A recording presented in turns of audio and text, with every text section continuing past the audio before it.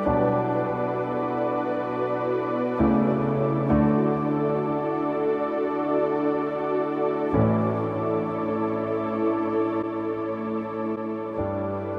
saudara-saudara, mari siapkan hati kita untuk menyembah Tuhan.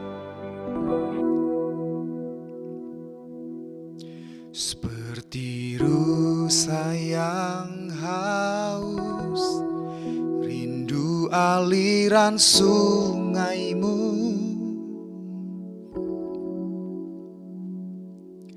hatiku tak tahan menunggumu.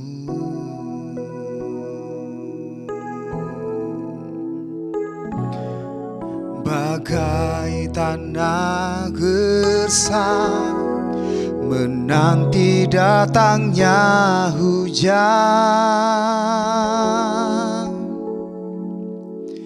begitupun jiwaku Tuhan. Hanya Engkau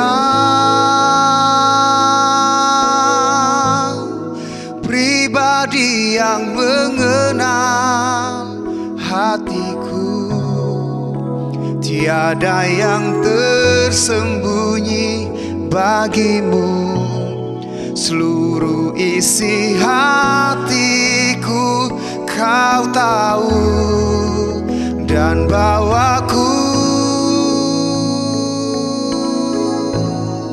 untuk lebih dekat lagi padamu, tinggal dalam indahnya dekapan kasih-Mu.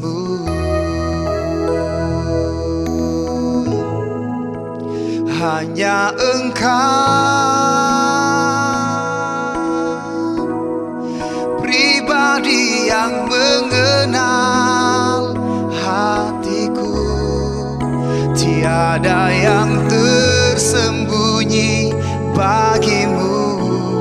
Seluruh isi hatiku Kau tahu, dan bawaku untuk lebih dekat lagi padamu, tinggal dalam indahnya dekapan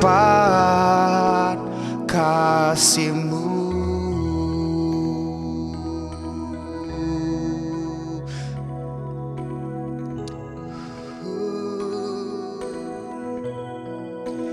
Kau ku sembah, Kau ku sembah, Kau ku sembah, oh Tuhan. Kau ku sembah, Kau ku sembah, Kau ku sembah,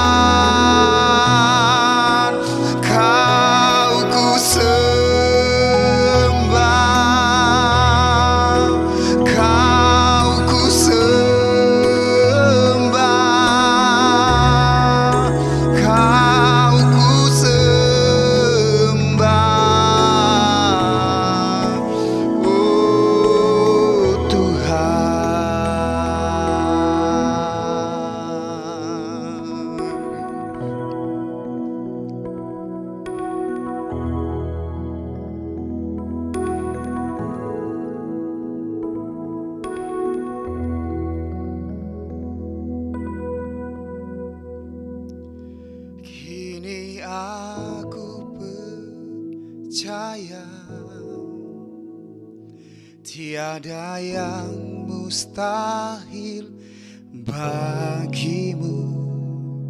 Kuasamu kuatkanku, dasarku berharap. Kini aku berserah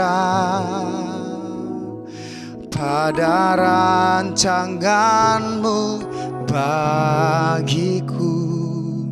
Ku ikuti panggilanmu, ku kan setia sampai akhir hidupku.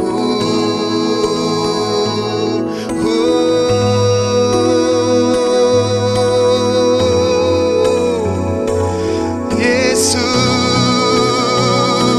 kini aku percaya tiada yang mustahil bagimu.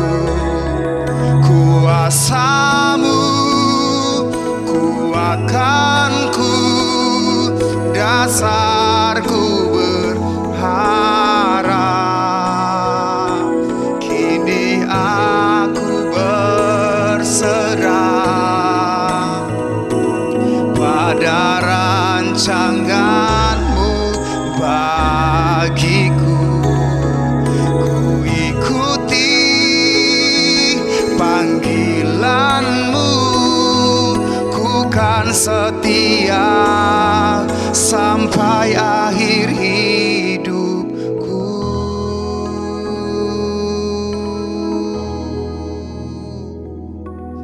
Bersamamu Bapa,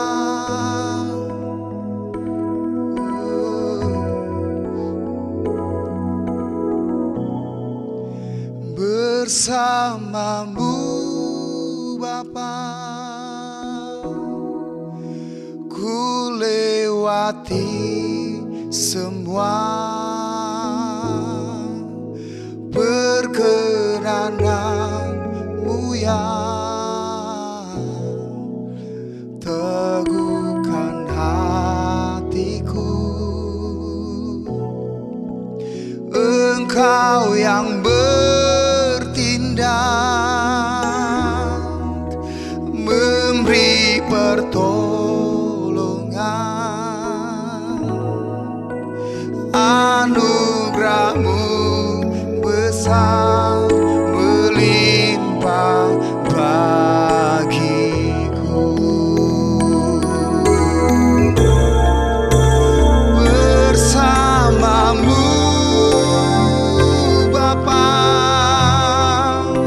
ku lewati semua perkenananmu yang teguhkan hati.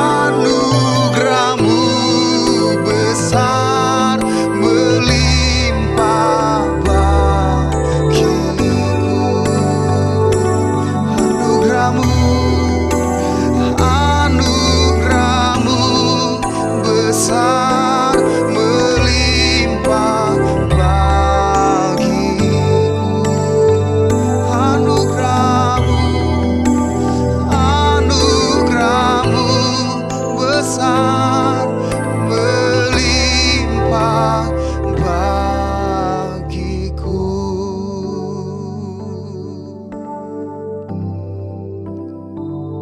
Terima kasih Tuhan. Kami akan menikmati firman-Mu siang hari ini. Jamah kami, urapi kami. Kami menikmati firman-Mu dalam nama Yesus. Haleluya. Amin.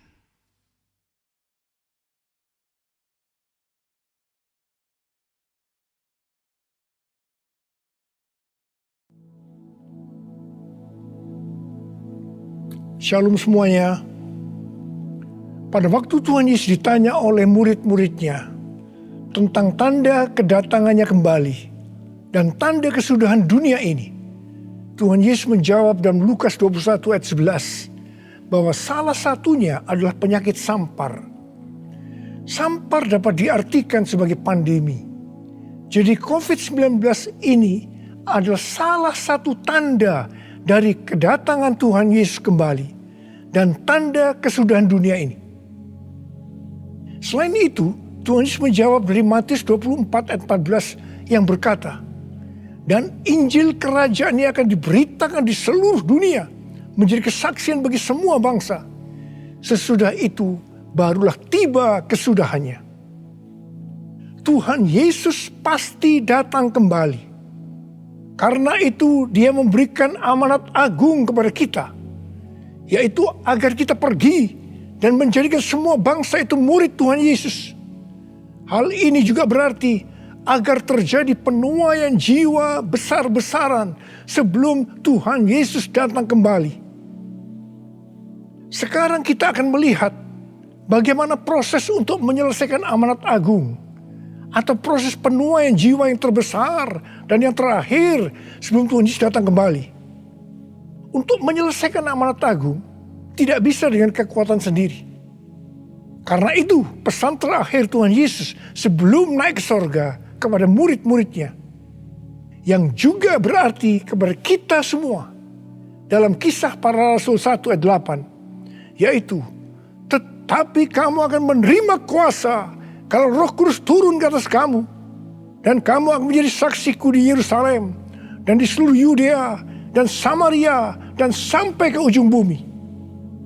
Jadi untuk menyelesaikan amanat agung, kita harus menerima kuasa dari Roh Kudus yang turun ke atas kita. Setelah itu dengan disaksikan para muridnya, Tuhan Yesus naik ke sorga.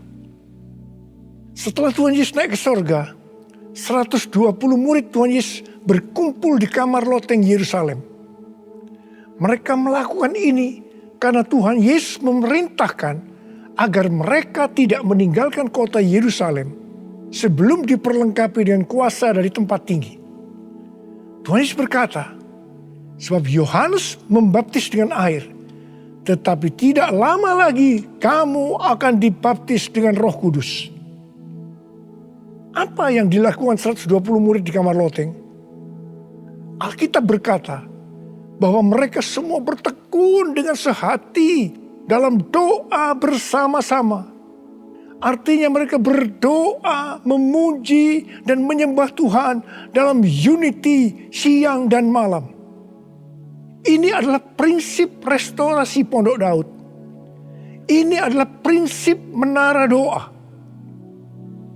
Setelah 10 hari mereka melakukan hal itu, maka pada hari raya Pentakosta, tiba-tiba turunlah dari langit suatu bunyi seperti tiupan angin keras yang memenuhi seluruh rumah di mana mereka duduk. Dan tampaklah lidah-lidah seperti nyala api yang bertebaran dan hinggap kepada mereka masing-masing. Maka penuhlah mereka dengan Roh Kudus. Lalu mereka mulai berkata-kata dalam bahasa-bahasa lain, seperti yang diberikan oleh Roh itu kepada mereka untuk mengatakannya. Itu adalah bahasa roh. Jadi tanda awal orang yang dibaptis dengan Roh Kudus adalah mereka akan berbahasa roh. Apa yang terjadi setelah murid-murid Tuhan Yesus dipenuhi dengan Roh Kudus? Hal yang pertama, Petrus berkhotbah sekitar 5 menit. Dan kira-kira 3.000 orang bertobat dan dibaptis. Petrus berkhotbah dengan kuasa Roh Kudus. Pada zaman itu, populasi penduduk dunia sekitar 255 juta orang. Sekarang penduduk dunia sekitar 7,8 miliar. Jadi 3.000 orang yang bertobat dan dibaptis pada waktu itu setara dengan sekitar 91.000 orang pada saat ini. Saya percaya hal ini juga bisa terjadi seperti pada waktu itu.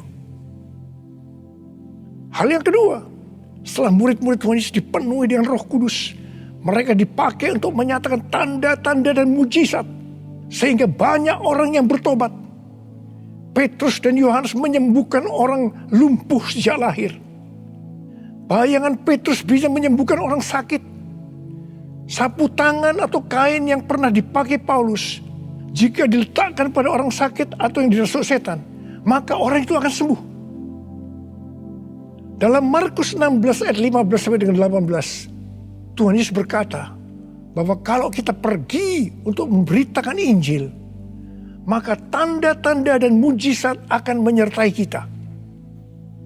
Sejak tahun 2006, saya diperintahkan oleh Tuhan untuk mengadakan kebaktian kesembuhan ilahi. Selama 13 tahun, saya sudah mengadakan 318 kali kebaktian kesembuhan ilahi. Setiap kali saya berkhotbah, pasti saya memberitakan Injil. Tanda-tanda dan mujizat terjadi. Saya diizinkan Tuhan untuk melihat dan mengalami mujizat seperti yang dilakukan oleh Tuhan Yesus 2000 tahun yang lalu. Hal yang ketiga, setelah murid-murid Tuhan Yesus dipenuhi dengan Roh Kudus, maka cara hidup mereka berubah. Sehingga banyak orang bertobat. Yang pertama, mereka bertekun dalam pengajaran rasul-rasul dan dalam persekutuan.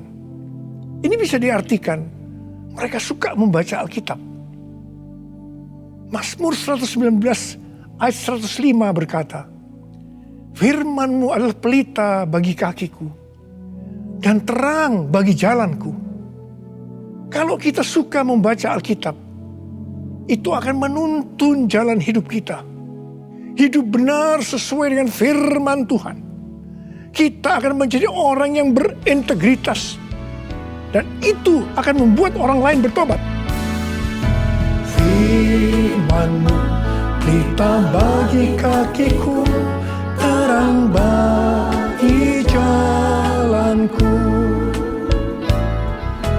Firman-Mu pelita bagi kakiku, terang bagi jalanku. Waktu ku bimbang dan hilang jalanku, tetaplah Kau di sisiku. Dan takkan ku takut asal Kau di dekatku, besertaku selamanya.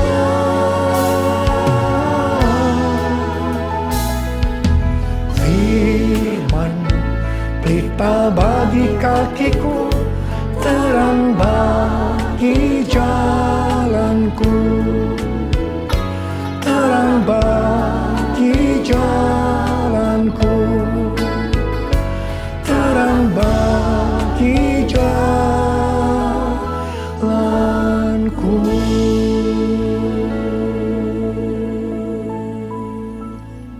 Yang kedua, perubahan cara hidup yang membuat banyak orang bertobat adalah mereka selalu berkumpul, memecahkan roti dan berdoa. Ini bisa dikatakan mereka hidup dalam unity dan suka berdoa.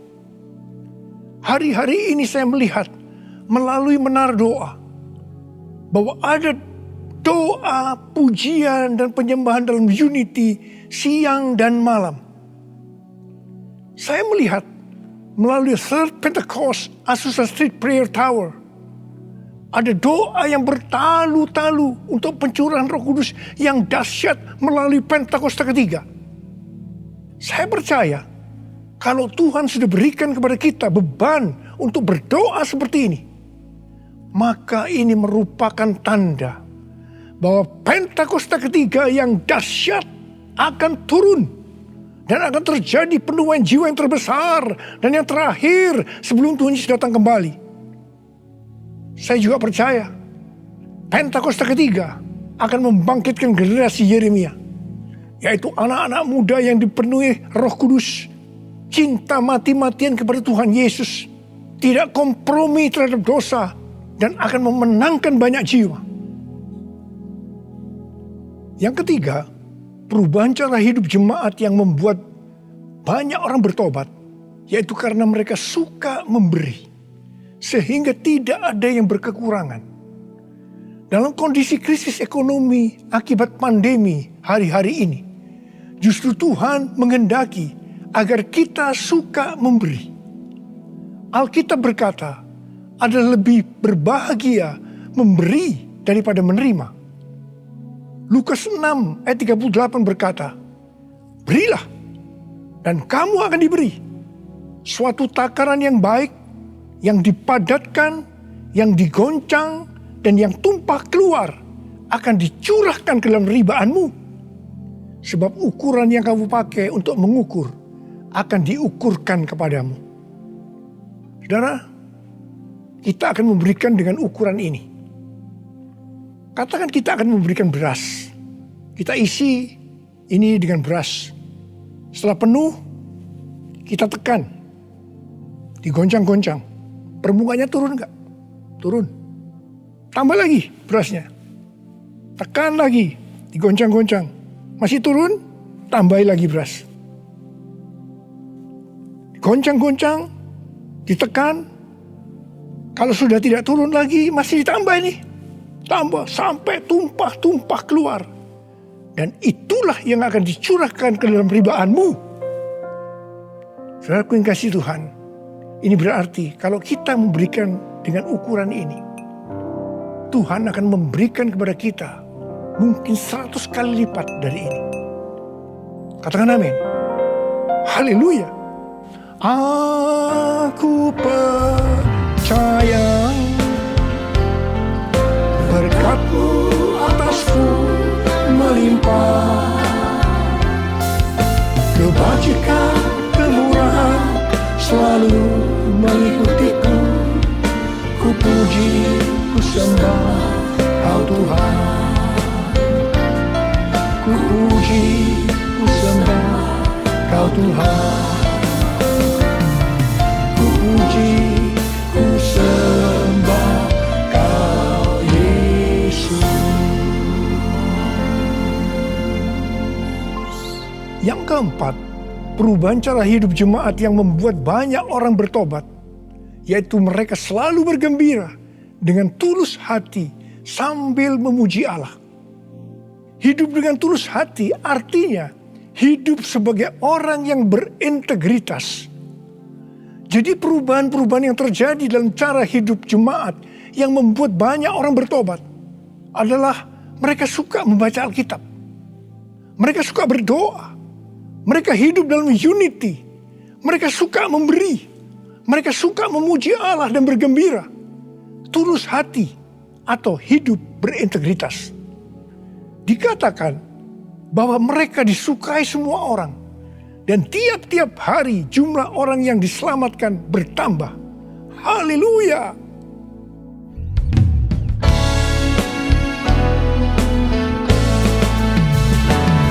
Sembah Kau Tuhan, ku mengangkat tanganku. Selamanya Kau ajaib bagiku. Ku sembah Kau Tuhan, ku mengangkat wajahku. Selamanya Kau hebat bagiku. Haleluya, haleluya, haleluya, haleluya. Haleluya, haleluya.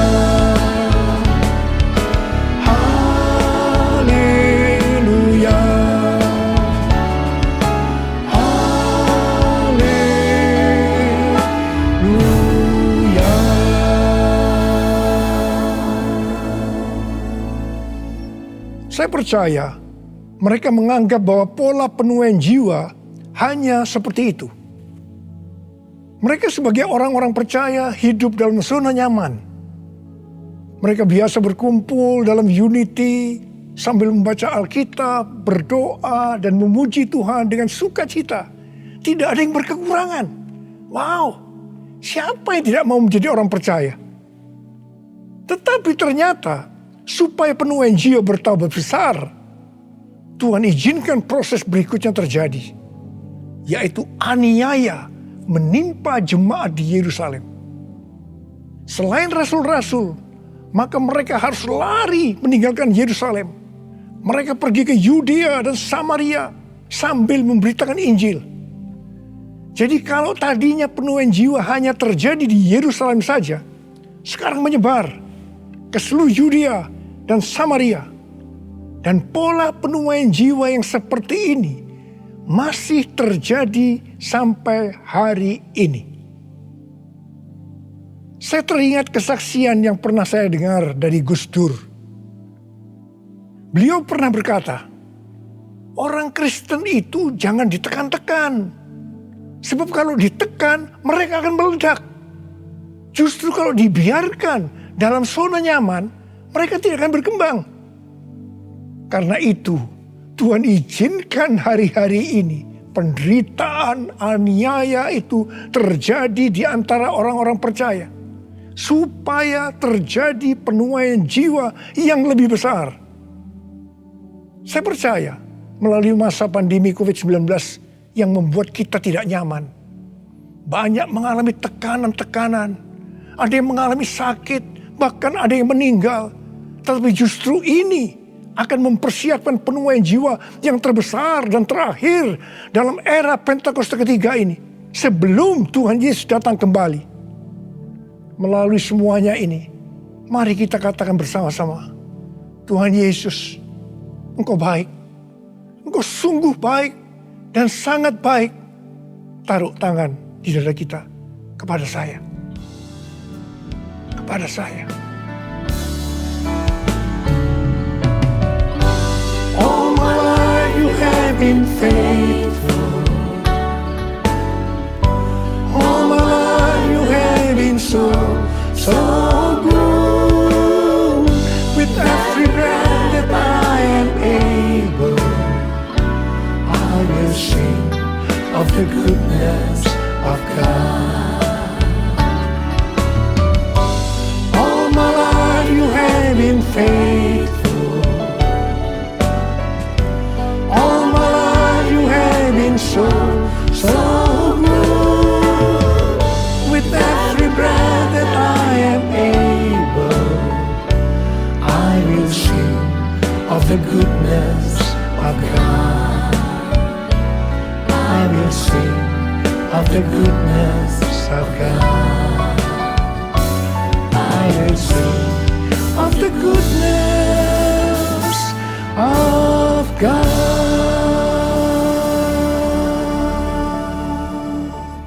Ternyata pola penuaian yang terjadi di atas belum menyelesaikan rencana Tuhan. Karena selain penuaian jiwa harus terjadi di Yerusalem, di seluruh Yudea dan Samaria, tetapi juga harus sampai ke ujung bumi. Tuhan mempunyai cara untuk membuat penuaian jiwa itu sampai ke ujung bumi, yaitu dengan terjadinya perubahan paradigma dalam pelayanan.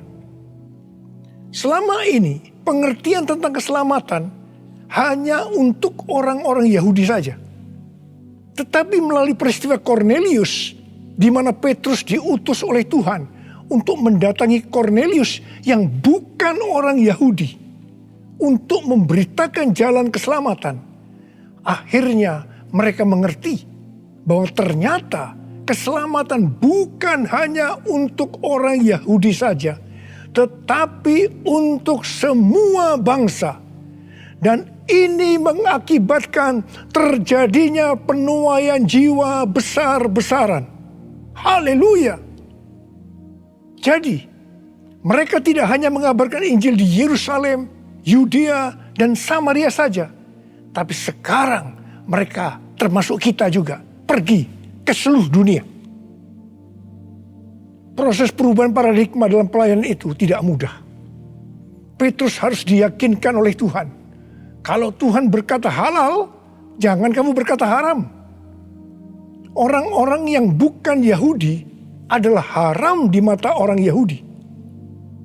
Proses itu masih terus berlanjut untuk memberikan pengertian kepada orang-orang Yahudi, golongan bersunat dan juga orang-orang Farisi yang sudah bertobat, di mana mereka berpendapat bahwa orang yang bukan Yahudi yang percaya kepada Tuhan Yesus harus disunat dan diwajibkan mengikuti hukum-hukum Musa. Tetapi melalui sidang di Yerusalem, akhirnya mereka mengerti dan bisa menerima bahwa keselamatan bukan hanya untuk orang-orang Yahudi saja, tapi untuk semua bangsa.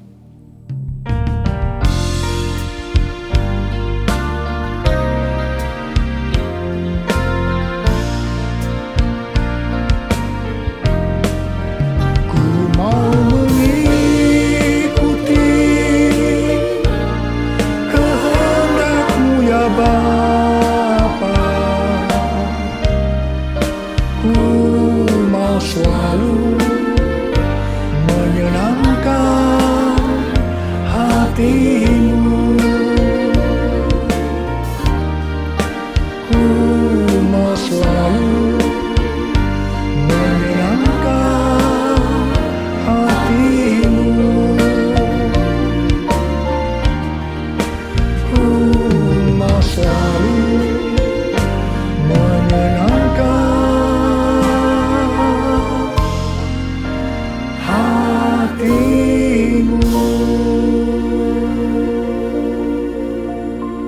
Pada waktu awal pelayanan saya pernah mengalami apa yang disebut dengan perubahan paradigma dalam pelayanan. Jadi pengertian orang-orang Kristen pada waktu itu adalah kalau beribadah hari Minggu harus di gedung gereja. Ibadah di tempat-tempat selain gedung gereja dianggap haram. Pengalaman gereja kita di Bandung bisa saya katakan sebagai pengalaman yang unik. Pernah dalam kurun waktu 1 tahun, setiap minggu kita harus pindah tempat ibadah. Dan setelah berjalan 1 tahun, kita tidak mendapat tempat kebaktian lagi. Kecuali satu, yaitu sebuah nightclub yang bernama Paramount. Ini pasti tempat haram. Tapi justru Tuhan hanya sediakan tempat ini. Dan Tuhan hanya berkata kepada saya, apa yang aku katakan halal, jangan kamu berkata haram. Di tengah kecaman yang cukup banyak, kita berbakti di tempat itu justru sampai 3 tahun. Dan melalui tempat yang haram tadi, kita menuai jiwa-jiwa yang dianggap haram juga. Mereka yang tadinya mau ke nightclub, istilah mereka kesasar ke gereja dan bertobat. Tidak sedikit dari mereka yang sekarang ini menjadi pelayan Tuhan. Wow! Melalui peristiwa ini, kita diberikan pengertian bahwa bagi Tuhan tidak masalah tempat yang akan kita pakai untuk beribadah. Meskipun itu bukan gedung gereja. Dan mungkin di tempat yang haram. Kalau kita tidak peka terhadap kehendak Tuhan, tempat kebaktian untuk jiwa-jiwa yang bertobat pada waktu itu tidak akan mencukupi kalau hanya di gedung gereja saja. Karena waktu itu sedang terjadi penuaian jiwa yang besar di Indonesia. Selain itu, orang-orang yang mau ke gereja untuk pertama kali, karena bukan di gedung gereja, menjadi lebih mudah. Jadi itu cara Tuhan untuk terjadinya penuaian jiwa besar-besaran. Hari-hari ini, untuk memasuki penuaian jiwa yang terbesar dan terakhir, Tuhan mencurahkan Roh Kudus-Nya yang kita sebutkan dengan Pentakosta ketiga. Saya percaya Pentakosta ketiga bisa disebutkan sebagai perubahan paradigma dalam pelayanan. Terus terang, sampai dengan hari ini, banyak orang-orang yang belum mengerti tentang Pentakosta ketiga ini. Memang tidak mudah untuk mengerti. tentang perubahan paradigma dalam pelayanan. Tetapi saya percaya bahwa pada akhirnya kita semua akan melihat bahwa dengan adanya Pentakosta ketiga ini akan terjadi penuaian jiwa yang terbesar dan yang terakhir sebelum Tuhan Yesus datang kembali. Hosana, Hosana di tempat yang tinggi. Hosana, Hosana di hati yang suci. Hosana, Hosana, Hosana di tempat yang tinggi. Hosana, Hosana di hati yang suci. Angkat tangan saudara. Saya berdoa buat saudara. Udialah basyarakat mata karawalawan. Rala bara bara bara bara bara bara bara bara bara bara bara. Rala bara bara bara bara bara bara. Udialah bara bara bara. Oh Tuhan, hamba berdoa buat umat-Mu ya Tuhan. Hamba berdoa biarlah mereka boleh mengerti tentang perubahan paradigma hari-hari ini Tuhan melalui Pentakosta ketiga. Bapa, pakai kami semua ya Tuhan menjadi alat-Mu Tuhan, menjadi alat-Mu untuk menyelesaikan amanat agung Tuhan Yesus. Untuk menyelesaikan amanat agung Tuhan Yesus. Untuk menyelesaikan amanat agung Tuhan Yesus. Tuhan, turunkan pengurapan-Mu saat ini kepada Tuhan. Terima pengurapan Tuhan. Terima.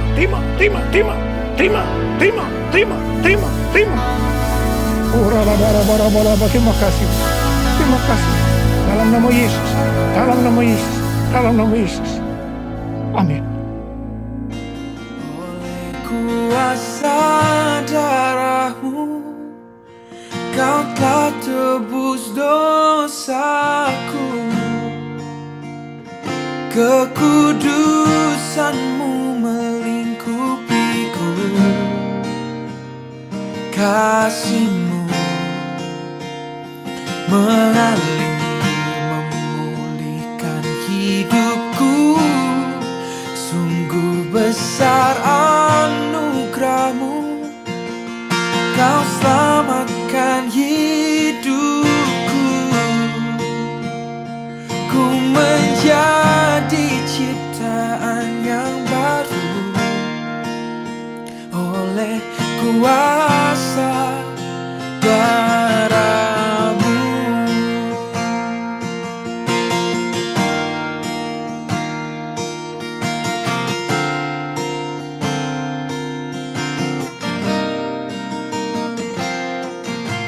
Saat ku masuk ke hadirat-Mu, bawa persembahan ke tempat kudus-Mu. Pujian, menaikkan sembah ku berikan bagi-Mu Raja yang mulia. Mari saudara-saudara, kita akan masuk dalam perjamuan kudus. Kita akan mengingat ayat ini. Sebab setiap kali kamu makan roti ini dan minum cawan ini, kamu memberitakan kematian Tuhan sampai Ia datang. Perjamuan kudus adalah perjamuan Tuhan Yesus sendiri. Setiap kali kita masuk dalam perjamuan kudus, Tuhan Yesus selalu berkata, biarlah ini menjadi peringatan akan daku. Karena itu, mari arahkan hati dan pikiran kita kepada kebaikan Tuhan. Mari kita tundukkan kepala. Tuhan Yesus, ya Bapa, siapakah kami sebelum kami mengenal Engkau? Kami semua orang berdosa, upah dosa adalah maut, mati. Tapi Engkau yang tidak berdosa telah dijadikan dosa oleh karena kami. Engkau harus turun dari sorga mulia, mati ganti kami dengan penderitaan yang luar biasa. Sungguh kalau kami pikirkan betapa baiknya Engkau Tuhan. Betapa baiknya Engkau ya Aba. Engkau jadikan kami sebagai anak-anak-Mu. Engkau yang memberkati, Engkau menuntun, Engkau membela, Engkau melindungi, Engkau menyembuhkan kami. Engkau juga menegur kalau kami salah. Itu Engkau ya Aba. Itu Engkau ya Aba. Betapa baiknya Engkau itu. Saudara, Tuhan akan memberkati saudara dan saya melalui perjamuan kudus. Dan Tuhan berkata, kita harus makan dan minum dengan cara yang benar. Karena itu masing-masing sekarang berdoa. Introspeksi. Lihat keadaan dirimu masing-masing sebelum kita makan dan minum perjamuan kudus ini. Lihat, kalau saudara diingatkan ada dosa yang selama ini belum diselesaikan dengan Tuhan, mari katakan, ampuni saya Tuhan. Ampuni saya. Ampuni saya Tuhan. Katakan, ampuni, ampuni. Ampuni. Ampuni kami Tuhan. Ampuni kami. Ampuni hamba-Mu. Ampuni kami semua. Bapa, terima kasih. Kau melihat anak-anak-Mu sedang meminta ampun padamu. Layakkan kami untuk masuk dalam perjamuan kudus ya Aba. Terima kasih. Dalam nama Yesus kami berdoa. Amin. Sekarang mari kita masuk dalam perjamuan kudus dengan mengangkat tangan kita dengan roti di tangan kanan kita tinggi-tinggi. Sebab apa yang telah kuteruskan kepadamu telah aku terima dari Tuhan.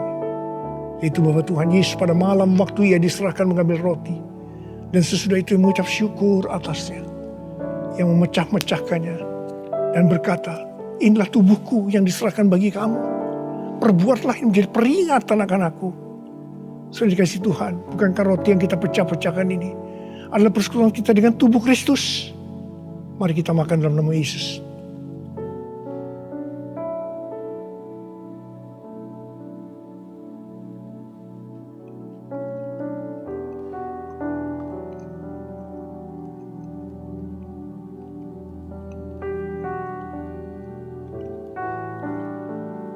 Mari angkat cawan di tangan kanan kita tinggi-tinggi. Demikian juga ia mengambil cawan sesudah makan lalu berkata, cawan ini adalah perjanjian baru yang dimeteraikan oleh darahku. Perbuatlah ini setiap kali kamu meminumnya menjadi peringatan akan aku. Sudah dikasih Tuhan, bukankah cawan pengucapan syukur yang atasnya kita ucapkan syukur adalah persekutuan kita dengan darah Yesus. Mari kita minum dalam nama Yesus.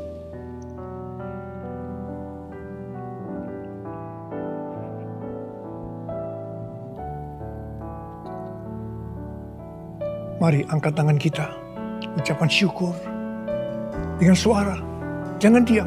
Katakan, terima kasih ya Tuhan. Terima kasih ya Tuhan, makasih. Oh, ralabalabalabalabalabalabalabalaba. Engkau baik Tuhan, Engkau baik Tuhan, Engkau baik Tuhan. Oh, terima kasih, terima kasih. Tuhan Yesus, Engkau baik, Engkau baik. Dalam seluruh hidup kami, Engkau baik Tuhan, Engkau baik, Engkau sungguh baik, Engkau sungguh baik ya Aba, Engkau sungguh baik. Oh, all my life you have been faithful. All my life you have been so good. With every breath that I am able, I will sing of the goodness of God. All my life you have been faithful. All my life you have been so good. With every breath that I am able, I will sing of the goodness of God. I will sing of the goodness of God. I will sing of the goodness of God.